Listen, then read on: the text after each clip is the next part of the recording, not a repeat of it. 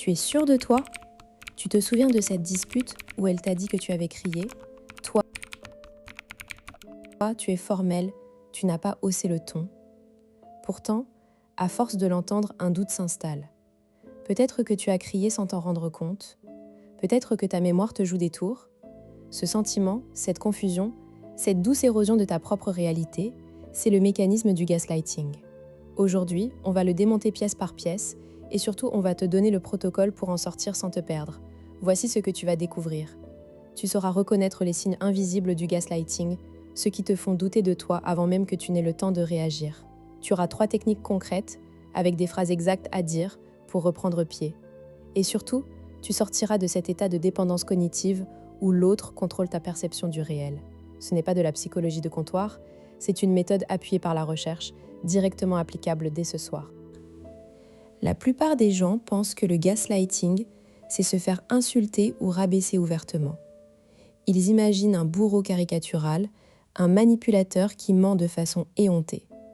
En réalité, le gaslighting est infiniment plus subtil. Il se niche dans les détails, un regard, un silence, une phrase anodine. On te dit que tu es trop sensible, que tu exagères, que tu inventes. Petit à petit, tu apprends à ne plus te faire confiance. Et c'est là le piège. Tu n'as même pas besoin que l'autre soit agressif. Il suffit qu'il contredise ta mémoire 1 fois, 2 fois, 10 fois. Ton cerveau, pour préserver la relation, commence à douter. Le vrai nom de ce mécanisme, c'est la manipulation cognitive. Il y a une étude passionnante de Stern en 2007 qui montre comment, dans les relations d'emprise, la victime finit par intérioriser le discours de l'autre au point de perdre tout repère. Stern a étudié des couples où l'un des partenaires niait systématiquement les faits. Après plusieurs mois, la personne qui subissait ce déni montrait des altérations de la mémoire épisodique. Elle ne se souvenait plus avec certitude de ce qu'elle avait vécu. C'est effrayant, mais c'est aussi une bonne nouvelle. Si tu comprends le mécanisme, tu peux le contrer. Prenons un cas concret. Jérôme, 34 ans, graphiste freelance à Nantes. Il vit avec sa compagne depuis 3 ans. Un soir, elle lui dit « Tu as encore laissé traîner tes chaussures dans l'entrée. » Jérôme est certain de les avoir rangées. Il lui répond « Non, je les ai mises dans le placard. » Elle lève les yeux au ciel. « J'en ai marre de tes mensonges. Tu les vois bien là, par terre. » Jérôme regarde. Effectivement, les chaussures sont là. Une seconde, il doute. Aurait-il oublié? Il finit par s'excuser, pensant être distrait. Le lendemain, même scène avec les clés. Elle dit « Tu as encore perdu tes clés, je les retrouve toujours à ta place. » Lui est persuadé de les avoir posées sur le meuble. Elle les tient à la main. « Tu vois, je les ai prises par terre. » Jérôme se sent fautif. Il décide de faire plus attention. Mais ça ne change rien. Chaque jour, un détail lui échappe. Il commence à noter les choses dans son téléphone pour vérifier. Il devient obsédé par la peur d'oublier. Au bout de 3 semaines, il ne sait plus ce qui est réel. Que se passe-t-il ici? Décodons. La compagne de Jérôme utilise un schéma classique, le déni d'un fait. Elle affirme avoir vu les chaussures, elle les montre. Jérôme, lui, a un souvenir différent. Mais le cerveau humain est biaisé. Quand on nous confronte à une preuve matérielle, on privilégie ce qu'on voit. Sauf que la preuve est fabriquée. Elle a peut-être déplacé les chaussures elle-même. Le piège, c'est que le doute est immédiat. Tu ne te dis pas « elle ment », tu te dis « j'ai dû me tromper ». C'est plus économique pour ton cerveau. Admettre une erreur de mémoire est moins coûteux que de remettre en question la relation. Sweet, en 2019, a démontré que les victimes de gaslighting présentent une baisse de leur capacité à discriminer le vrai du faux lorsqu'elles sont sous emprise. Le cerveau se protège en se rétractant. Les conséquences sont dévastatrices. À force, tu deviens hypervigilant.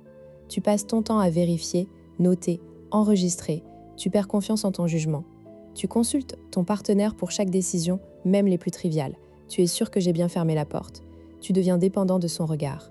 Et elle, de son côté, peut tranquillement nier des événements plus graves. Une promesse, une dispute, un mensonge. Tu ne sais plus discerner ce qui est vrai. Ta réalité devient la sienne. C'est la perte de soi, la désorientation.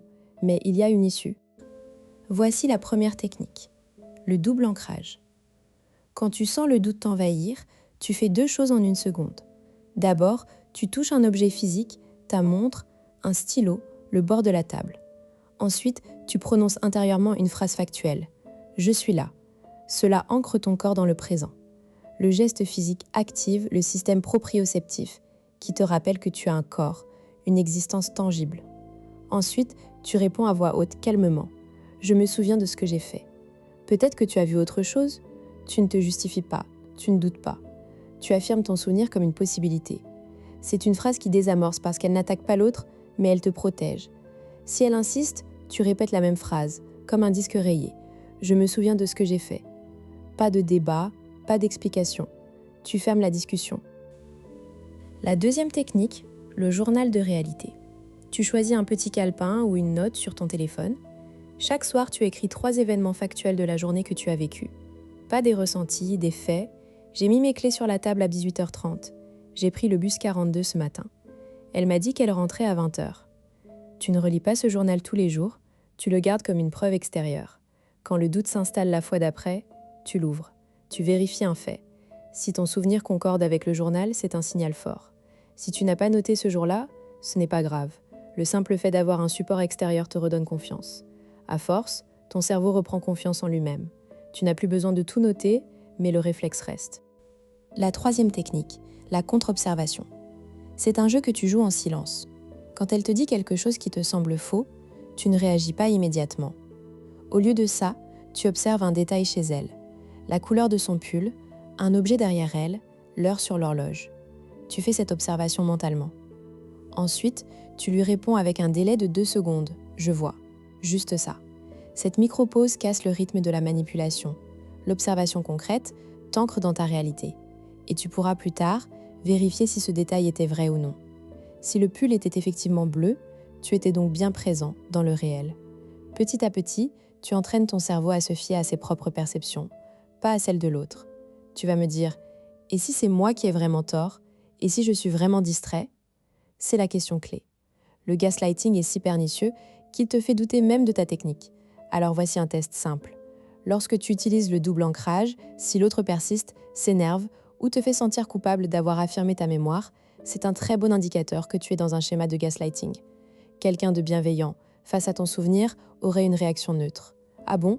Je pensais avoir vu autrement, mais peut-être que je me trompe. Pas de colère, pas de mépris. Donc si la personne réagit fortement, c'est qu'elle a un intérêt à nier ta réalité. Une autre objection. J'ai peur de devenir paranoïaque. Là encore, c'est le piège. On te fait croire que c'est toi le problème. Mais la paranoïa, c'est quand tu vois des menaces qui n'existent pas. Toi, tu confirmes ce qui est. Le journal, c'est un fait.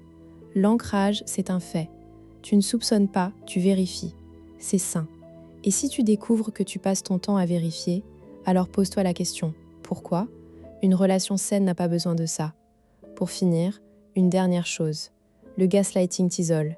Il te coupe de ton instinct, de ta confiance, mais tu peux inverser la tendance. Dès ce soir, choisis un événement de ta journée que tu es sûr d'avoir vécu. Note-le dans ton journal.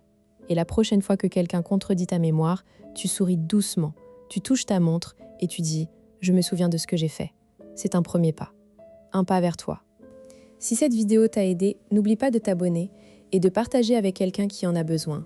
On se retrouve dans une prochaine vidéo pour décrypter un autre mécanisme. En attendant, prends soin de toi.